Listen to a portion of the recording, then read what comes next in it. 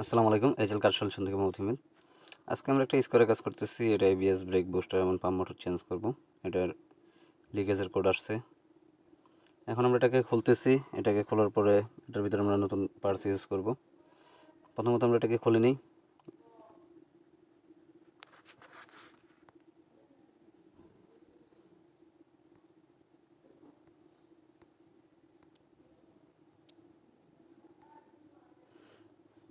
আমাদের পাম্প মোটরের নাট বল্টু খোলা হয়ে গেছে। এখন আমরা এটাকে বের করব। বের করার পরে আমরা ব্রেক বুস্টার খুলব। এটা হলো আমাদের পাম্প মোটর। এটাকে আমরা খুলতেছি। এটাকে আমরা নতুন লাগাবো, ব্র্যান্ড নিউ।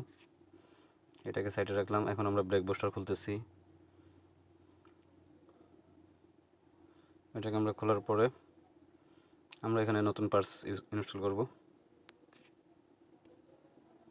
আমাদের এবিএস অ্যাকচুয়েটর কানেক্টর, যেটাকে আমরা বুস্টার মোটর বলি। আমরা এটাকে কমপ্লিট বের করে ফেলবো। আমরা এখন ব্রেকের যে লাইনগুলো আছে সেগুলোকে খুলতেছি। এগুলোকে খোলার পরে তারপর ভিতরের থেকে খোলার পরে এটাকে বের করে এটার ভিতরে আমরা নতুনটা ইউজ করব।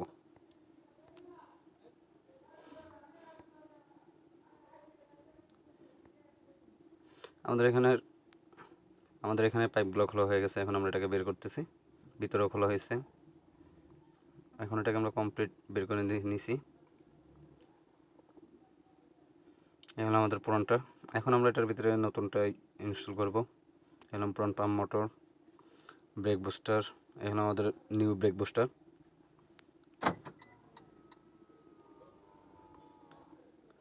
এখন আমাদের new brake booster, same part number.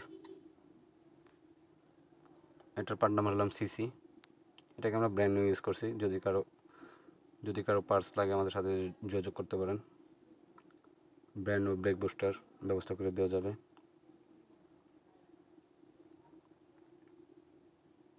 এখন আমরা এটাকে ফিট করতেছি। এটাকে ফিট করার পরে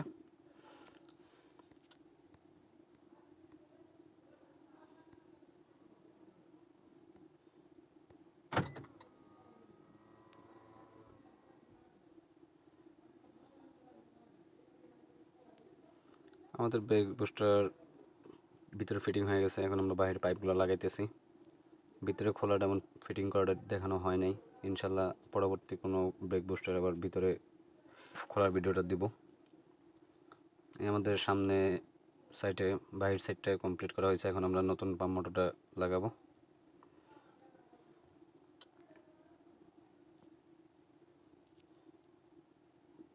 এখন এটাকে আমরা ইনস্টল করতেছি। একদম 100% জেনুইন পার্টস দেওয়া হয়েছে, ব্র্যান্ড নিউ।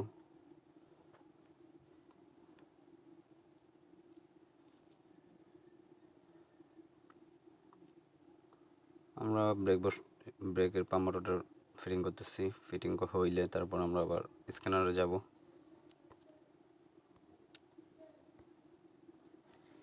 আলহামদুলিল্লাহ আমাদের পাম্প মোটর বসানো হয়েছে।